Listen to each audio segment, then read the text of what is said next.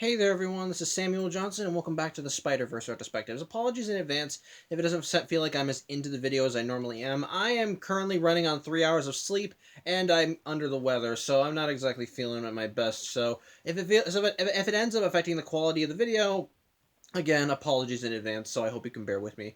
But anyway, today we're going to be continuing our discussion on the Automatic storyline as we take a look at the Superior Spider-Man Volume 2, Number 10. So,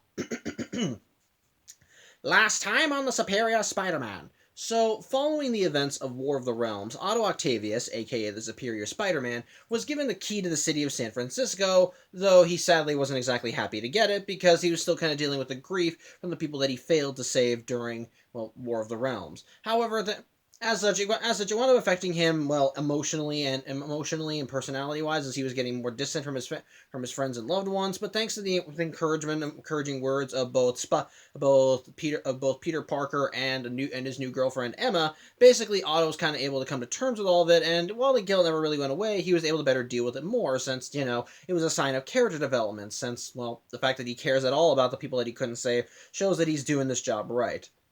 As such, while Otto and Emma wound up essentially kind of cementing their relationship by talking everything out and then going in for a kiss, we soon learned that the Marvel Universe had a pair of visitors from out of town, so to speak. Specifically, Spider-Man and Spider-Norman, who are in the main Marvel Universe for one reason and one reason only: revenge. Which is where today's issue begins, as we see Otto just, enjoying his life. We see him swinging through San Francisco with Emma by his side, and of course he's showing off to hell and back, since he's Spider-Man. Honestly, if you can't have fun while web slinging, then what's the point of even doing your job? And so while Emma loves it, she does have to be put down because she knows that if she keeps doing it, she's going to hurl. As such, Otto does drop her off somewhere, and then he goes to meet with a kid that he had saved earlier in this run, as apparently in issue 4 of this run. Apparently there was during one of the previous disasters that Otto helped stop, this kid by the name of James sadly lost his parents, and as a result Otto wound up going in and saving him, and he and James have kind of had a very positive relationship since, as he's been frequently coming in to check on James, see how he's doing, and so on and so forth, which is where he's going now, as he goes to meet as James is now living with his aunt and uncle, who are in the process of officially adopting the kid, and the kid, of course, just worships Otto to hell and back, even to the point where he actually has a Spider-Man action figure, though this one is of the OG Spider-Man because he couldn't find one that matched the Superior Spider-Man's costume.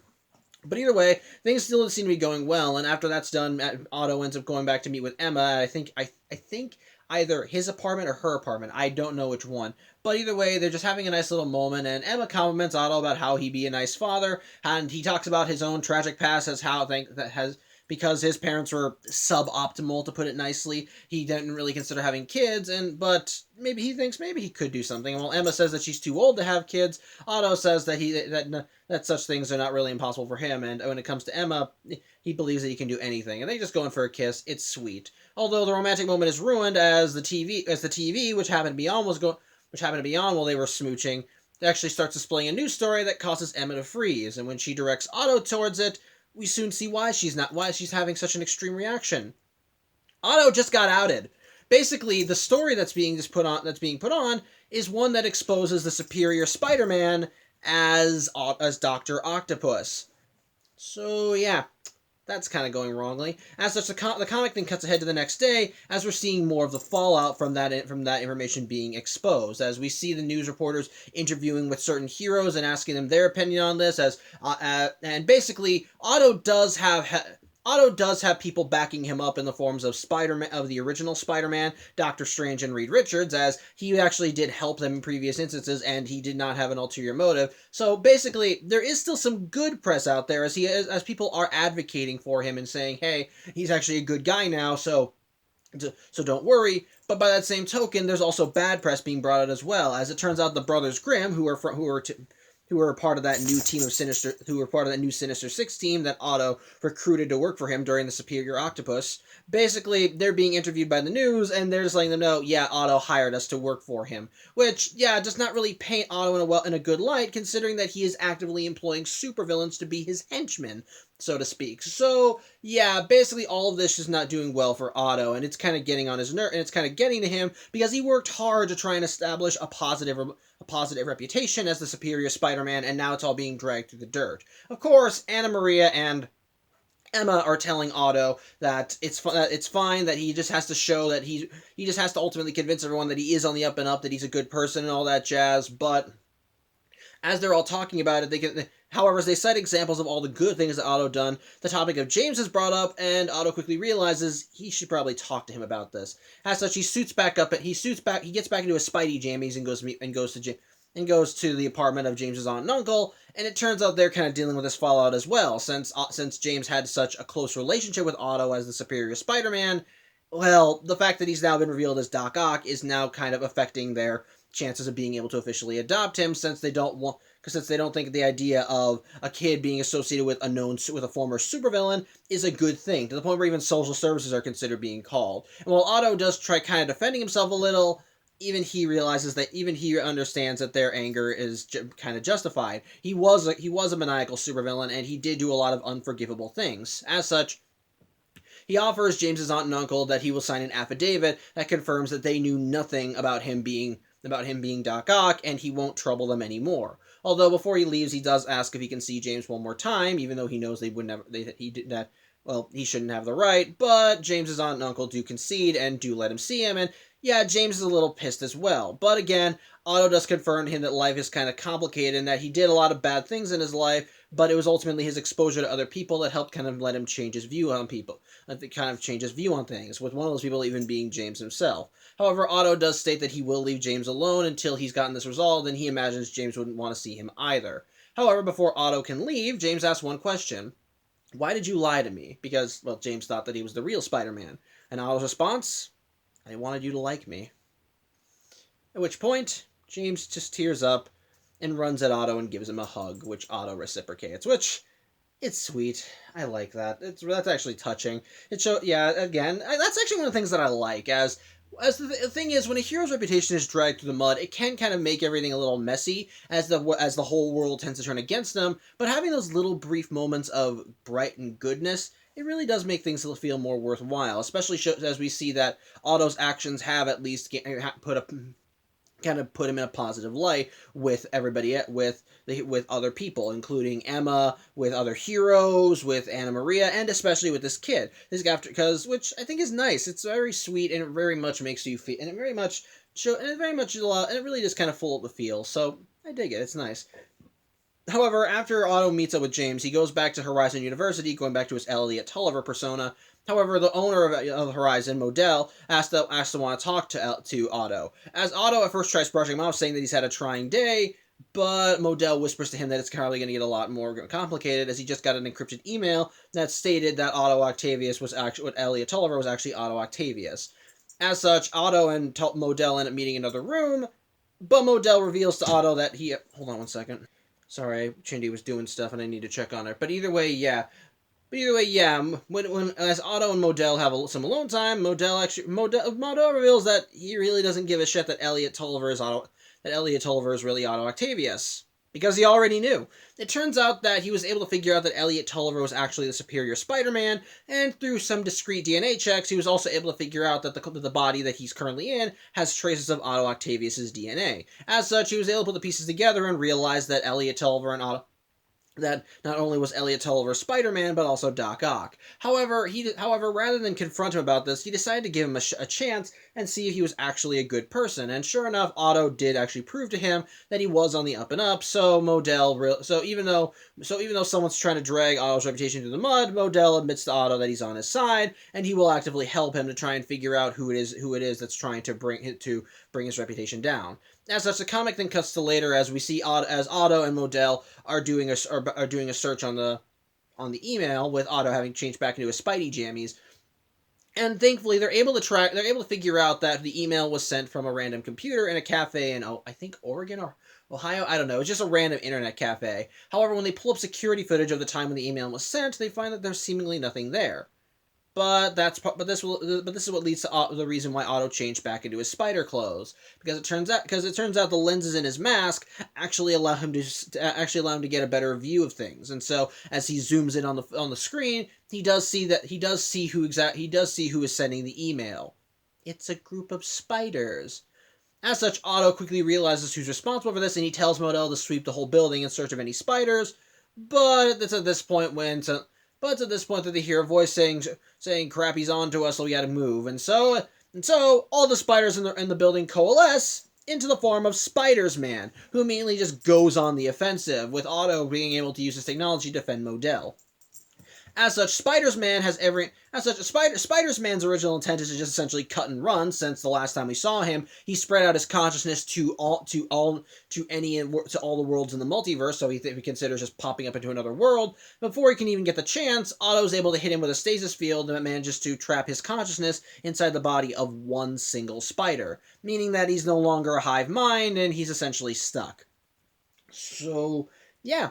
Spider-Man's kind of screwed, and as such, Otto begins interrogating Spider-Man to try and figure out who's actually responsible. Because after all, while Spider-Man is an alternate version of Peter Parker, he's also quite mad. And he quite frankly doesn't believe he would have the mental skills to actually plan all this out himself. As such, he begins wanting to know who's really responsible, and while at first Spider-Man has no intention of giving anything up, after a few shocks from Otto, he reveals that it was Spider-Norman who was responsible, which Otto admits he kind of suspected in the first place. As such, Otto is able to put two and two together and realizes that odds are Spider-Norman is doing all this because of what happened in Spider-Geddon. As if you remember well, during that comic, Norman did briefly want to try and take control of the Spider Army, but Otto told him, knock that off, you know what, maybe you shouldn't be here, and then kicked him out. So basically, this is just payback, because regardless of the universe, Norman Osborn is a petty bastard, so what can you do?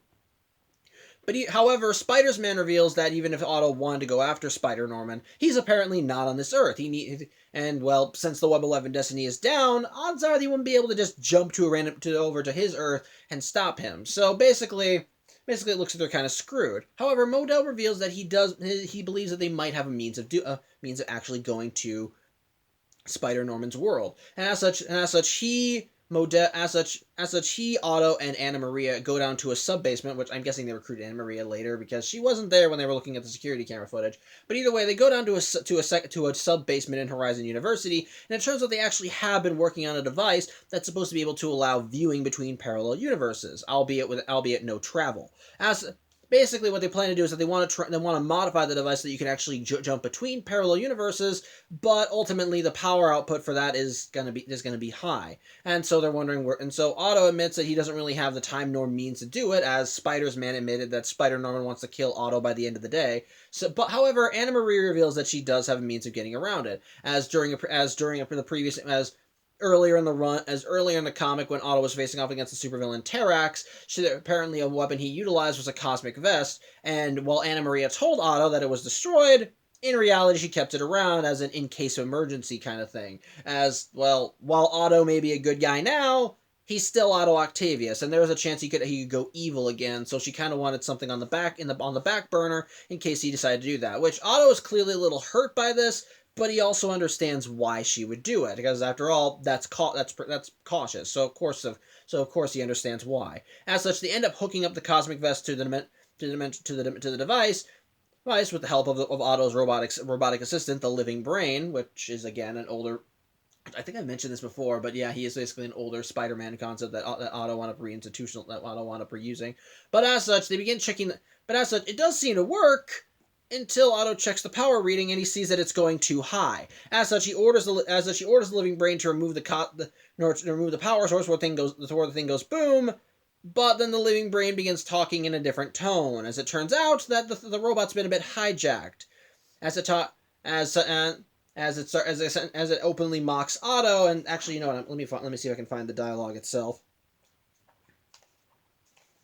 Yeah, the living brain goes, but why, Otto? From my view, all systems are green. Or laughing maniacally before the device explodes, taking out a good chunk of Horizon University with it. Thankfully, Otto, Modell, and Anna Maria are alive, but they've all kind of been heavily injured. Thanks to Otto's Thanks to Otto's abilities, he sustained the least amount of damage, but Anna Maria and Modell are unconscious and clearly need help. However, as Otto is doing his best to try and remove any debris, and wreckage to try and help the pair, in the shadows he sees someone approaching, and when he gets a good view, we see that it is in reality Spider-Norman, which confuses Otto because again Spider's man said that he was on his Earth. Turns out that was a bold-faced lie. Yeah, as we saw in last issue, Spider-Norman's been on this Earth for a while now, and the whole reason he was able to get here was because, like I said, he used the strand of the Web of Life and Destiny that he stole during Spider-Geddon. As utilizing it, he can now freely jump between any parallel universe of his choosing. And so he chooses to use the strand to, as Otto said, get revenge on Otto for essentially vexing him. As such, Otto managed to use his strength to throw all the debris throw as much debris aside, but when he tries rushing at Spider-Norman, well, because Otto's already been weakened a bit by the explosion, Spider-Norman comes in and just delivers a triple-decker punch straight to Otto's face, kind of knocking him to the ground. As such, Otto, realizing he's kind of outclassed here, just tells Norman to kill him and get it over with, but Norman makes it clear that that's not going to be the case. He fully intends to drag this out as much as possible, as yes, while he plans to kill Otto, he's going to make sure that he destroys everything and everyone he's ever loved, and ultimately tear down everything that he's built in any of his incarnations. And when Otto asks why, Norman just says again, because you got him, sorry, I do want to make sure I get this right. Yeah, it's because he insulted him. And so the comic ends as Norman gets on a glider that he apparently had, and he flies away to go ruin more of Otto's life. So that's where the comic ends. So okay, so thoughts on this issue. This one is definitely where things get a lot more interesting, in my opinion. While I'm not much of a fan when it comes to frame-up stories, or at the very least, or in this case, exposure stories, or essentially just airing a character's dirty laundry and trying to bring their reputation down. What makes this one better, in my opinion, is that Otto's actually done. Is that while public perception of the superior Spider-Man is now going to go down the tubes because, well, Doc Ock was a known supervillain who did do a lot of damage to a lot of people, at the same time, Otto, as the superior Spider-Man, has done a lot of good in his time of the Identity. And so as a result, he's managed to build up enough of a positive reputation with people that even though his secret is exposed, a lot of people are willing to give him the benefit of the doubt and realize, okay, someone's trying to air out your dirty laundry, I think we need to find out who. Which, in my opinion, I think actually really works. As when you have stories where everything kind of turns against the main character, they tend to annoy me in that sense. As basically it feels like you're ignoring all the good that came before, and then now ultimately just are bringing all the darkness to light. And so everyone just treats it like, oh, you're a bad person, you're evil. And so it kind of feels disheartening knowing this person is just kind of fighting this uphill battle without anyone in their corner. However, what makes it good, in my opinion, is the fact that ultimately Otto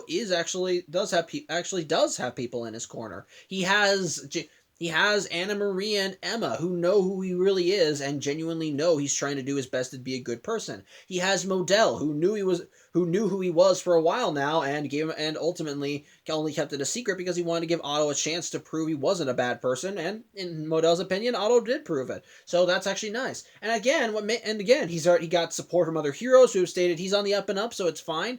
So he's fine, but then you get to, but of course, what I think hits more, in my opinion, is the stuff with James. James, again, it's a small moment, but it's very heartwarming to see Otto actually realizing that his secret being outed is going to affect the lives of so many other people that he cares about, especially in the case of James, who he's had a more positive reputation with. But unfortunately, because it's been revealed that the superior Spider-Man was Otto Octavius, it kind of puts this kid's safety in question, as people begin wondering, is it a good idea to let him continue having a relationship? Did his aunt and uncle know that this other Spider-Man was Doc Ock? Well, is it a good idea for them to even keep him? And so I like the idea, and so I like seeing Otto actually taking the steps to make them to try and show, no, I understand. I know you don't want anything to do with me, but I'll do everything I can to try and help and ensure that you don't face the consequences of my actions. And the fact that James, at the end of the day, actually does still, while he's angry that Otto lied to him, he still cares about him. It's nice. And the final shot in the comic, when he angrily asks Otto, or his final moment in the comic, when he tells Otto, or he asks Otto why he lied to him, and he says, "I just wanted you to like me," and then James just tears up and gives him a hug. It's genuinely sweet, and it as in a way it kind of. As in a way, it showcases that nothing that Otto did was a lie. Yes, he lied. Yeah. It was wrong for him to allow James to continue thinking that he was the original Spider-Man, but ultimately everything that he had did for James was not a lie. He did care about the kid, and he wanted to do everything in his power to make sure that that he was safe. And ultimately, it doesn't change the fact that even if this is Doc Ock, he still saved James's life and has been there for him through probably one of the most difficult times of his life, since his parents died, and he's still kind of coming to terms with that. As in the comic, they did say that he was going to therapy for it, and part of the reason he was doing so well was because of his regular visits with Otto. So I liked that. It's genuinely sweet and nice. But what makes this better, in my opinion, is essentially when we get to the third act of this comic, and we learn that, well, things are a lot worse off than we thought. As it looks like that, as it turns out that from the way we kind of perceive things, it looked as though that this was already something that was set up in it.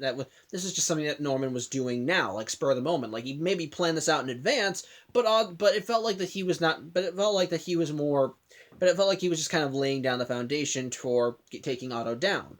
But the thing is, the fact that Spider Norman was aware that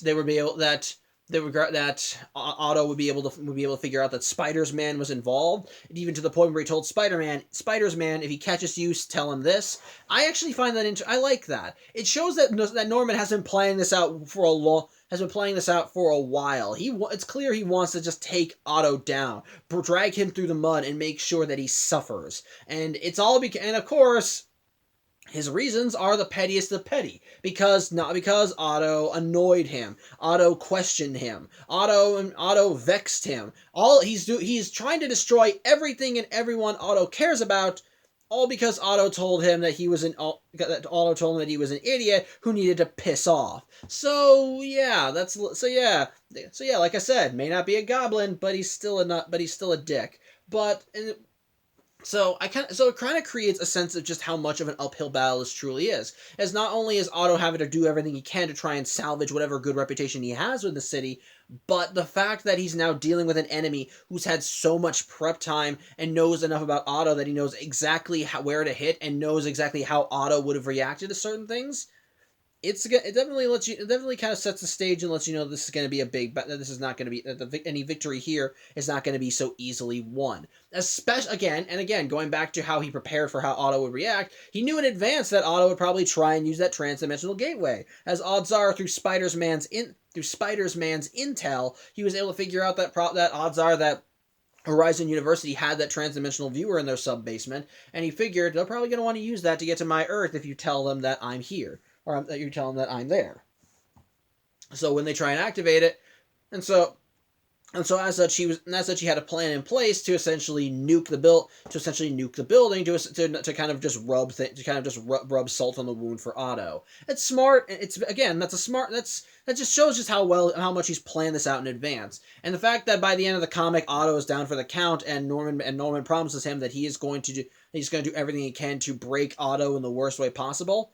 It lets you know that if it seems bad now, it's probably going to get a lot worse. So on the whole, I do think it's a good comic, and it's a great way of making it work. The immediate tone shift from nice and positive to tense is a good one when Otto's secret is revealed to the world. The heartwarming basically seeing Otto interacting with people who do genuinely believe in him and want to help him, I think is just nice and heartfelt. I liked the tension as Otto figured out that Spider-Norman was responsible, only to learn that Spider-Norman's been planning this out well in advance and already has contingency plans to counter Otto. And the end of the comic lets you know that things are going to get a lot more serious, and that ultimately it's just everything. That ultimately Otto Otto has a very much uphill battle.